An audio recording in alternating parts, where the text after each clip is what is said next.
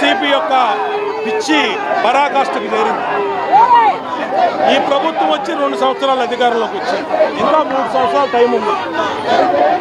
Mega DSC 8 నెలల కింద జరిగిన మెగా డిఎస్సిలో అవకతవకలు జరిగినాయి, అవినీతి జరిగినాయి అని మాట్లాడుతున్నారు. మేము సవాల్ చేసాం. మేము వైసీపీ ఆఫీస్కైనా, తాడేపల్లిలో వైసీపీ జగన్ ఇంటికైనా వస్తానికి సిద్ధమని మా నాయకుడు మంత్రి నారా లోకేష్ గారు అనౌన్స్ చేశాడు. అలాగే మా పార్టీ బహిరంగ చర్చకు సిద్ధము, నువ్వు డైరెక్ట్గా రా, లేకపోతే ఆన్లైన్లో అయినా సరే సిద్ధమని అనౌన్స్ చేశాడు. దాన్ని మెగా డిఎస్సిలో ప్యాకాట్ ఆడే వాళ్ళకి ఉద్యోగాలు ఇచ్చారు. బ్రిడ్జ్ గేమ్ అనేది సెంట్రల్ గవర్నమెంట్ అప్రూవ్ చేసినటువంటి గేమ్స్లో, స్పోర్ట్స్లో ఉన్న లిస్టులో ఉంది. ఈ అజ్ఞానులకు అది కూడా తెలియదు. దాన్ని చెప్పడం జరిగింది. అయినా మెగా డిఎస్సిలో బ్రిడ్జ్ గేమ్లో ఏ ఒక్కరికి ఉద్యోగం రాలా, అది కూడా వాళ్ళకి తెలియదు. అలాగే నోటుకొచ్చినట్టు మాట్లాడుతున్నాం. మేము అడిగాం, మేము చర్చకి సిద్ధం అన్నాం, అసెంబ్లీకి రండి, రేపు 17వ తారీఖు నుంచి అసెంబ్లీ ఉంది, దమ్ముంటే ఇప్పుడు ప్రకటించండి, మేము 17 నుంచి అసెంబ్లీకి వచ్చి అత్యున్నత వేదికలో తేల్చుకుంటాం మేము అని చెప్పండి. తప్పులేదు, మీడియా ఉంటుంది, ప్రజలు ఉంటారు, అందరూ వింటారు. 1-2 రోజులు మేమే ముఖ్యమంత్రి గారిని రిక్వెస్ట్ చేస్తాం, అదనంగా సమయం కేటాయించమని మెగా డిఎస్సీ మీద పెడదాం. కానీ రారు, బహిరంగ చర్చకు సిద్ధం అంటే రారు. రోడ్ల మీద కూర్చొని ఉదయం నుంచి మందు తాగిచ్చి, ఇక్కడ కొంతమంది కార్యకర్తలకి మందు తాగిచ్చి, ఇక్కడే ఉన్నాయి వాటర్ బాటిల్, అవి కూడా పట్టుకున్నాం, మందు బాటిల్స్ కూడా ఇక్కడే ఉన్నాయి, తాగేసి ఇక్కడే పడేశారు. ఉదయాన్నే మందు తాగేసి అనరాని మాటలు నారా లోకేష్ చెప్తా ఉన్నాను.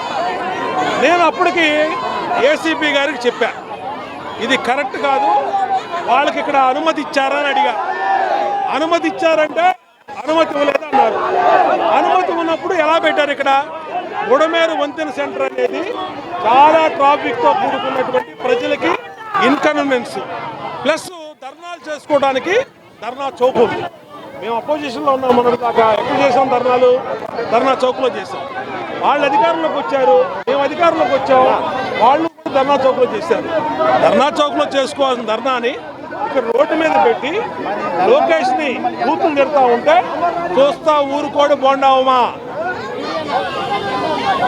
ఒళ్ళు దగ్గర పెట్టుకోమని హెచ్చరిస్తా ఉన్నా. సెంట్రల్ నియోజకవర్గంలో వైసీపీ వాళ్ళు మీకు ఇక్కడ బోండావమా ఉన్నాడు, వస్తూనే లేదు. నారా లోకేష్ జోలికి వచ్చిన, చంద్రబాబు నాయుడు గారి జోలికి వచ్చిన తోలు తీసేస్తా. అట్లాగే మీ ప్రభుత్వంలో గ్రూప్ 1 అని పెట్టి, ఆ గ్రూప్ 1లో హాయిలాండ్లో పేపర్లు తిట్టించి డిఎస్పీలు, ఆర్టీఓలు ఈ పోస్టులకి మీరు బహిరంగంగా 5 కోట్లకి 10 కోట్లకి అమ్ముకుంటే అది తెలుగుదేశం పార్టీ చెప్పలా, మీ అవినీతి కోర్టు చెప్పింది, హైకోర్టు చెప్పి వాళ్ళందరినీ కూడా ఆ ఉద్యోగాలు ఆపిచ్చింది. మీరు ఏదైనా ఎలాంటి న్యాయ పోరాటం చేయి, ఎక్కడైనా మాట్లాడు, లేదంటే ధర్నా చౌక్లో ధర్నా పెట్టుకో, ధర్నా చౌక్లో మాట్లాడుకో. ఇలాగా ప్రజల బస్ స్టాప్లో నువ్వు రోడ్డు మీద కూర్చొని నువ్వేనా హీరోవా, నువ్వేనా పెద్ద తోపువా, ఇక్కడ నోటు మీద పెడితే బోండావమ్మ చూస్తా ఊరుకుంటాడా? లోకేష్ జోలికి వస్తే ఓలు తీస్తానే హెచ్చరిస్తా ఉన్నా. ప్రజాస్వామ్యబద్ధంగా ఈ 2 ఏళ్ళు మేము లా అండ్ ఆర్డర్ని గౌరవించి, అలాగే చట్టాన్ని గౌరవించి మేము వీళ్ళ జోలికి రాలా. ఇవాళ శృతి మించారండి. రేపు ఊరుకుంటే మా కార్యాలయం లోపల కూడా వచ్చేటట్టున్నారు. పోలీస్ ఆఫీసులు, పోలీస్ స్టేషన్ లోపలికి వెళ్ళి కూడా ధర్నా, పోలీసులు కూడా అడుగుతా ఉన్నా, ఎందుకు మీకు ఉదాసీనత? ఇక్కడ మీరు పర్మిషన్ ఇచ్చారా? ఇవ్వలేదు. పర్మిషన్ ఇవ్వకుండా మరి మీరు ఎందుకు పెట్టించారు ఇక్కడ? మీకేంటి అంత ఇంట్రెస్ట్ ఏంటి? పోలీసులకి 2 గంటలు ఆయన చెప్పి 2 గంటలు ఆయన చెప్పి పోలీసులకి ఏం చేశారు? పోలీసులు చూస్తూ ఊరుకున్నారు. అంటే మేము వైసీపీ కార్యకర్తలు మందు కొట్టి తాగేసి ఆ నాయకుడిని తిరిగా మేము ఊరుకుంటాం, వస్తూనే లేదు. అందుకనే శృతి మించిన వైసీపీ ఆగడాలను అడ్డుకొట్టుకోవటానికే వాళ్ళ రోడ్డు మీదకి వచ్చాం.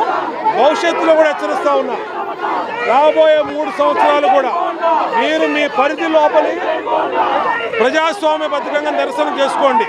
రోడ్ల మీదకి వచ్చి చంద్రబాబు నాయుడు తిడతా, లోకేష్ తిడతా అంటే తాట తీస్తామని కూడా హెచ్చరిస్తాం.